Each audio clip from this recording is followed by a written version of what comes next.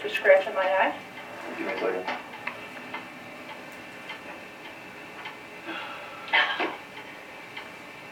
How are you going to do this? Are you going to do it?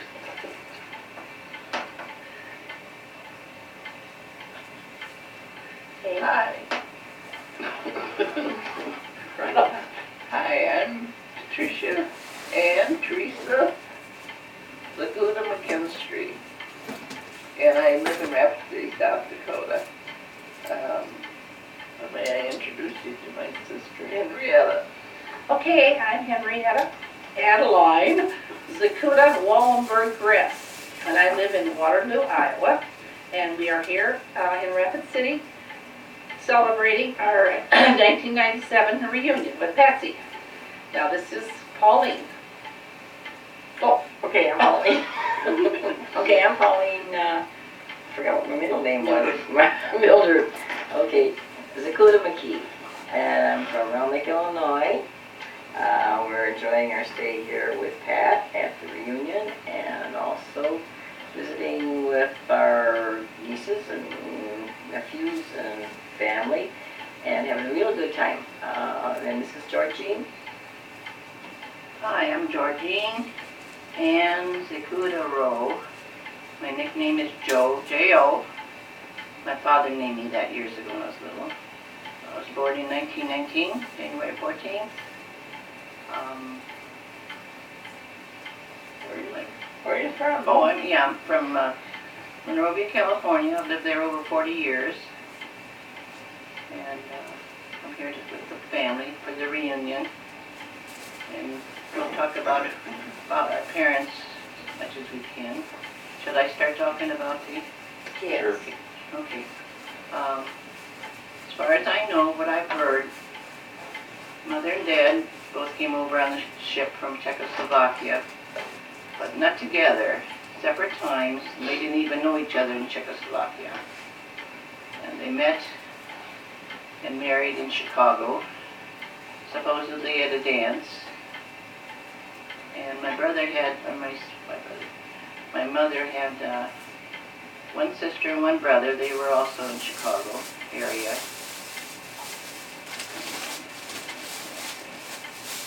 And Dad, I don't know too much about Dad's family. All I know is he had so many brothers and one sister, but Pat can probably tell you more about how many children there were. Yeah, there were 12 children altogether. Three of Daddy's brothers sort of disappeared. One was in World War I, and he never came back. And then another one just vanished off the face of the earth. And I don't know what happened to the third one that seems to, be gone or out of the picture anyway. We had one uncle that came to, when we lived in Cresco, we had one uncle that came to visit us once in a while, I guess. And then we had two cousins that came to Cresco. One's name was Henry, and one's name was Joseph. And they, of course, are both gone now. And,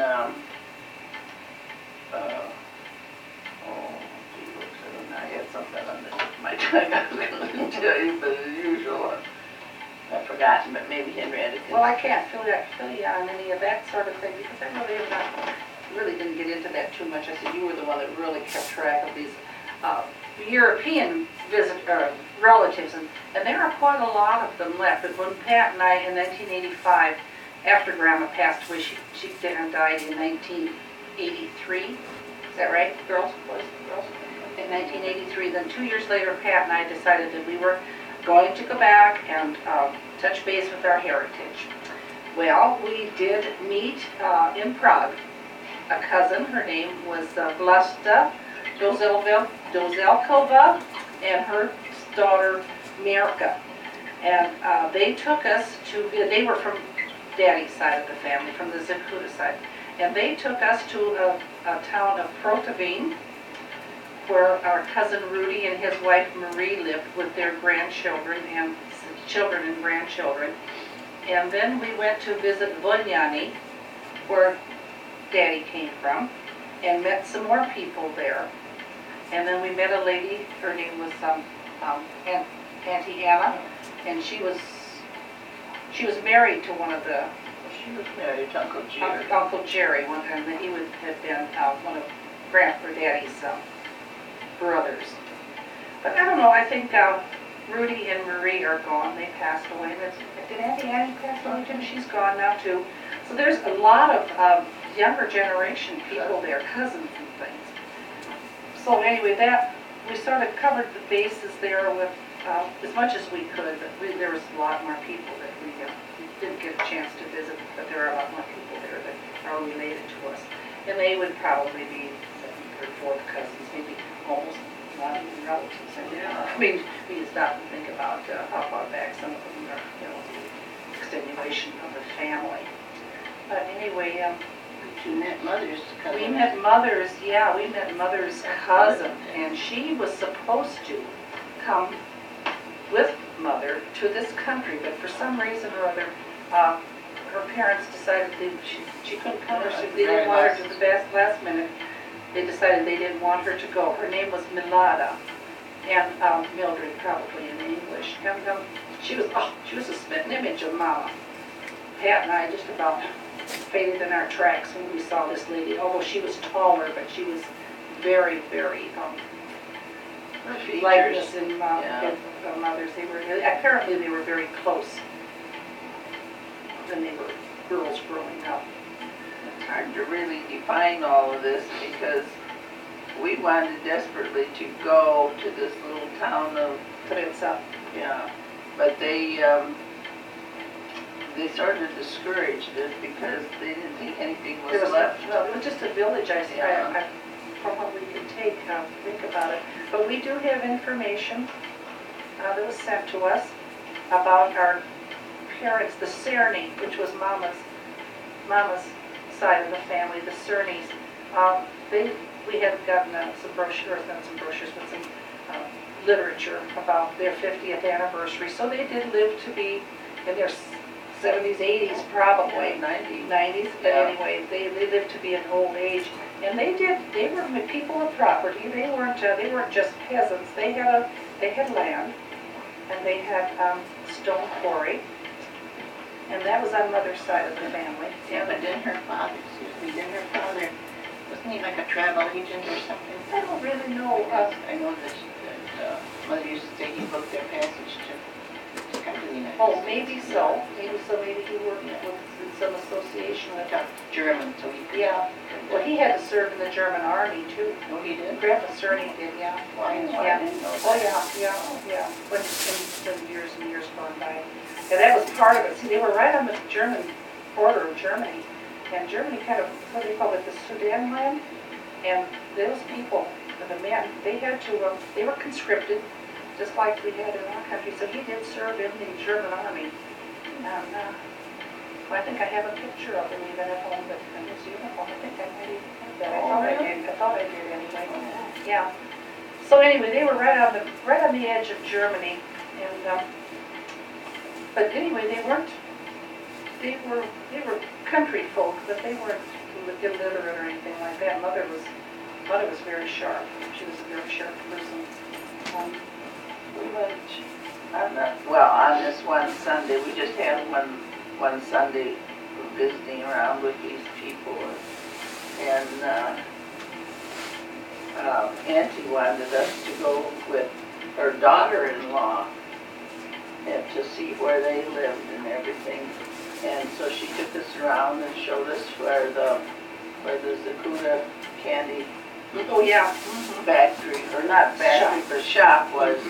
And years ago, before the Russians came in, why the name of Zikuda was across the top of the, and across the doorway. But after the Russians took over, all those names had to be sandblasted off because nobody could really keep property. They couldn't own any of their own property. Everything was state-owned. They had to share everything. But we did get to see where Dad was raised and where he went to school. That was in Bunya. I'll tell a little story about this gal decided that we should go to their apartment, see their apartment, and while we were there, she served us stuff. Oh, yeah. You had to eat or drink something. Every place we went that day, I think we had about 5 dinners that particular day. But anyway, she gave us all a little glass with this drink in it, so we're daintily sipping, you know. Oh, it was strong. Man, it was strong. And they said, oh, no, you're drinking it wrong. You have to go. So we went, oh, And this one fell over backwards. the stuff burned clear down to our toes. But we did find that, I think they thought we were very wealthy, because they sort of tried their best to give us their best. And it was, in a way, it was kind of pathetic, because they didn't have any. I mean, they really don't have much, or didn't have that time have much, and they put their best foot forward in order to entertain us. But they were under the impression, I think, that we were wealthy Americans, which was not the case. But anyway, yeah, but anyway, but Dad came, and Paul, you can stick something in here too. You're not really saying too much. I'm not saying too much because I didn't know a lot of this. Yeah. I was a little bit on the younger side, and of course I didn't travel with the kids over to Czechoslovakia when they went on their trip. And they found out a lot of this stuff on their trip, I think. But I was in the younger group, and so I didn't know a lot of this stuff. The only cousin that we know of right now is Etta, that lives down in Long Beach. San Diego, I'm sorry. She lived down in, and we went there a couple years ago to visit with her and found out how very talented she is. And she had spent quite a few years in Czechoslovakia and in the United States. So she speaks very fluent English, and but she's a very talented lady. She paints beautifully. She's a musician, which is becomes natural to her, because she said she never took any lessons or anything. She just learned how to play an organ and everything. But she resembles our family so much you could not deny her. She was very nice, very nice. She's, who does she belong to? Does she belong to those, Barons? Was she a daughter, or her granddaughter? That daughter. Oh. Mary's daughter. And Mary's daughter? That's sister. Oh, Yeah, that's gonna be Dad's niece then. I don't think I ever met Etta. I always get a card from her at Christmas. Very nice. very nice lady. She invited us to her home for lunch, then took us to Balboa Park in San Diego, where we went to the International Village. For the village is set up where it represents every country, and I think there was about 15 or 16 different countries that had like little houses type thing, and they served you their native foods, different types of foods for a little snack or whatever, refreshments, and I thought that was really neat. I really enjoyed that. Personally, I really enjoyed her because she is such a terrific Well, isn't woman. she the one that was the underwater photographer too, or something? Yeah, She was a scuba diver. She used to live in Florida on a boat, on a yacht with her boyfriend, and they did a lot of underwater photography. And she did that until her best friend passed away, and she went back to California to be close to her daughters. But like I said, I was hoping she sort of thought maybe she'd come. I didn't hear anything from her. Yeah, I was looking forward to it, because I thought you said that you thought she was coming this year to the reunion. She said, you know, when we were there and talked about it, she said, I want to come, but she hasn't been well though. Oh, hasn't she She been? has some problem with her blood. She don't make enough red blood or red cells. Leukemia or So something. she has to have a transfusion every once in a while. what is that lady's name that's in Chicago? That we went to. That was. Oh, Mary Mushak. Carrie Mushak. Yeah, that's right. I forgot about her, but we haven't gotten to know her either because she lives in Chicago, and she has. That's mother's niece. Yes, yeah. She's mother's niece, and there was 2 children in that family, Mary and Joseph. Yeah, and I think Joseph is passed away. They all are. Mary Oh, no, Mary and, Bob, no, what was his name? Joe Jr. and his wife, what was her name? Oh, Frances. Frances, they're both deceased. yeah. And then our cousin Mary, husband is deceased. Yeah. But we didn't have very many relatives. We never knew our grandparents. And the only aunt and uncle we had lived in Chicago. And Aunt Mary, she was kind of odd. She was always so frightened when we come there. We wanted something because they were well-to-do people. And then the Uncle Bob Bohosh, Uncle Robert, was Mother's brother, and he, I don't know, I never saw him. I just saw pictures of him. Yeah, you, Paul, or somebody took him out of there. I never went there. I never met him. Did you ever meet them, Joe? I never met him. I never did either. We met him. But everybody is gone. He was a very slick man, and we got such a kick out of him because they had the old potbelly stove sitting in the room and where we were sitting, and this stove just shined. It was polished so beautifully. Oh yes. But anyway, he had a wife, and whenever he tried to say something, why she'd contradict him. So he cornered us in the other room so that he could talk without being interrupted by his wife. And it was very sad to hear that later on that he was killed by a hit-and-run driver while he was crossing the street in Chicago. But he was quite a character. He was a violinist too, wasn't he? Yeah. Mother used to say he played with Yeah. the orchestra in Paris or something. Listen, music, I think music talent comes naturally to some people in this family, because one of Dad's brothers was in the theater and acting. I don't know. It was one of those guys, but they all were in some kind of profession. Well, Daddy must have had to take, I think every child over there had to take music lessons of some kind. And I remember Dad talking about he took lessons on the violin, and he hated it. He said, that sounds just like the cats, you're pulling the cats tail. But he loved music. Yeah, he loved to dance, especially when he had a few beers. He was having some Crank up that old bit. Mother used to be so happy when it get broken, when we'd overwind. He always wanted to dance, and she'd get so mad at it because he was having cracked on his ear. Dance and love music, polkas and stuff like that. It was kind of, those were kind of the funny times, except that Grandma put she didn't quite appreciate she didn't appreciate the humor of him being a little tipsy.